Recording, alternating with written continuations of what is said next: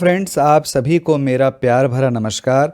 और मैं ये वीडियो आज सिर्फ मॉल टेक पैकेजिंग के क्वालिफाइड इंस्टीट्यूशनल प्लेसमेंट की न्यूज़ को बताने के लिए ही नहीं, बल्कि मैंने ये वीडियो इसलिए बनाया है कि आप ये जान सके कि क्या क्वालिफाइड इंस्टीट्यूशनल प्लेसमेंट के बाद हमेशा शेयर होल्डर्स को इस न्यूज़ की वजह से फ़ायदा होता है या नुकसान भी होता है। इसलिए आपका इस वीडियो को देखना बहुत ज़रूरी है। और अगर आपने मेरे चैनल को सब्सक्राइब नहीं किया है तो इसे तुरंत सब्सक्राइब करें, क्योंकि आपको मेरे थ्रू बहुत सारी ज्ञानवर्धक बातों का पता चलेगा।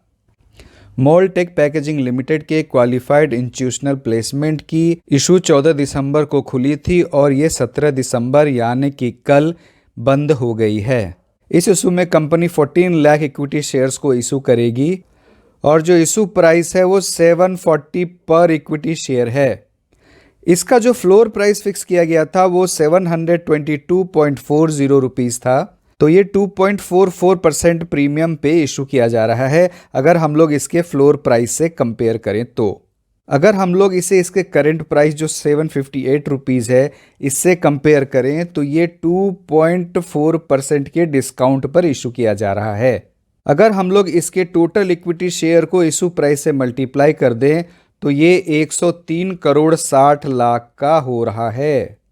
मतलब ये जो टोटल इशू साइज है वो 103 करोड़ 60 लाख का है। अब चलिए मैं कुछ आपको ऐसे एग्जांपल देकर बताता हूँ जिसमें कंपनी क्वालिफाइड इंस्टीट्यूशनल प्लेसमेंट के थ्रू इक्विटी शेयर इशू कर फंड रेज करती है, लेकिन इस इशू के बाद शेयर होल्डर्स को कोई भी पॉजिटिव रिटर्न नहीं मिलता है, बल्कि शेयर होल्डर्स को लॉस ही हो जाता है।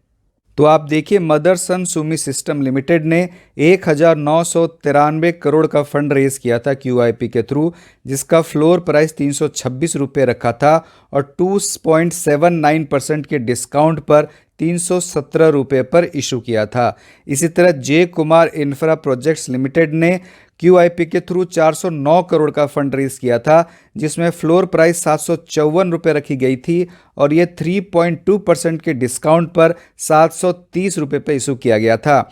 उसी तरह आसियाना हाउसिंग लिमिटेड ने QIP के थ्रू 200 करोड़ रुपए का फंड रेज किया था, जिसमें फ्लोर प्राइस 222 रुपये रखी गई थी और जिसे 3.15% के डिस्काउंट पर 215 रुपये पर इशू किया गया था। उसी तरह रेमको सिस्टम्स लिमिटेड ने 325 करोड़ रुपए रेज करी थी, जिसका फ्लोर प्राइस 668 रुपये रखा गया था और जिसे 4.94% के डिस्काउंट पर 635 रुपये पर इशू किया गया था।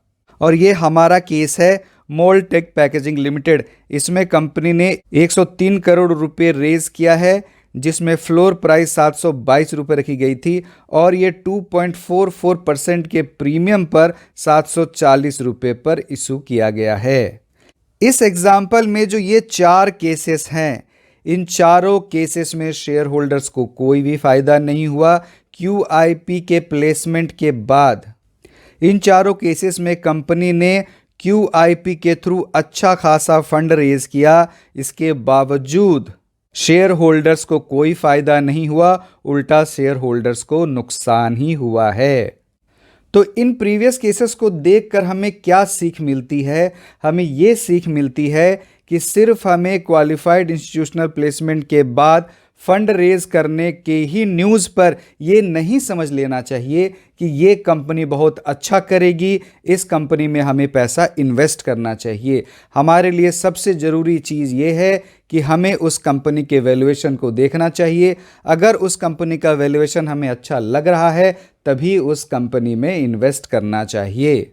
आप अपने मेहनत की कमाई के पैसे को इन्वेस्ट करते हैं तो ये ज़रूरी है कि आप उस कंपनी के वैल्यूएशन के बारे में भी जानें और तभी उस कंपनी में इन्वेस्ट करें।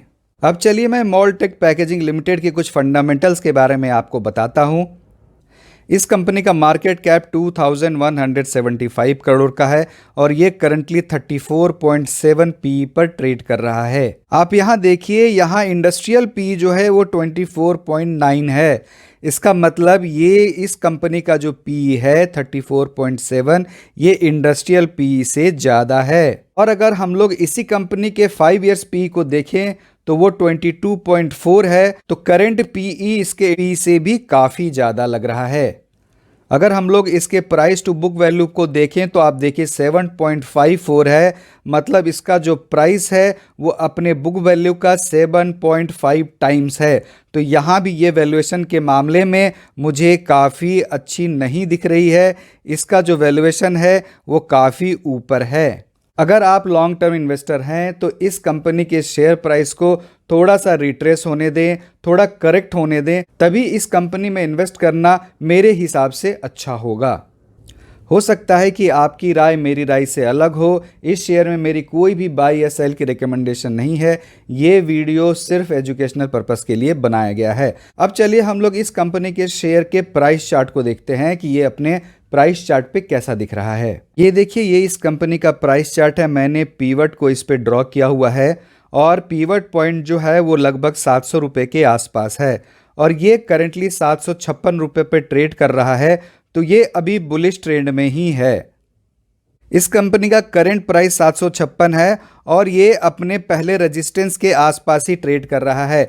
अगर ये हाई वॉल्यूम के साथ अपने इस रेजिस्टेंस को तोड़ देता है तो पहला जो टारगेट बनकर आएगा वो 800 रुपये के आसपास हो सकता है। आपको जो अपना स्टॉप लॉस रखना है वो पीवट के आसपास ही रखना है जो 700 रुपये होकर आता है। अगर हम लोग RSI इंडिकेटर को देखें तो ये लगभग 60 के आसपास है, मतलब इस कंपनी के शेयर में काफ़ी अच्छा स्ट्रेंथ भी है। ये स्ट्रेटजी उन इन्वेस्टर्स के लिए है जिनको ऐसा लगता है कि इस शेयर में अभी ही इन्वेस्ट करना जरूरी है। अदरवाइज अगर मेरी ओपिनियन पूछें तो मुझे ऐसा लग रहा है कि इसमें अगर थोड़ा सा प्राइस करेक्शन हो जाए 5 से 10% का तो इंटर करना ज़्यादा अच्छा होगा। मुझे उम्मीद है कि ये वीडियो आपको पसंद आया होगा, तो आप ज़रूर लाइक करें, अपने फैमिली मेम्बर और फ्रेंड्स के साथ शेयर करें। धन्यवाद।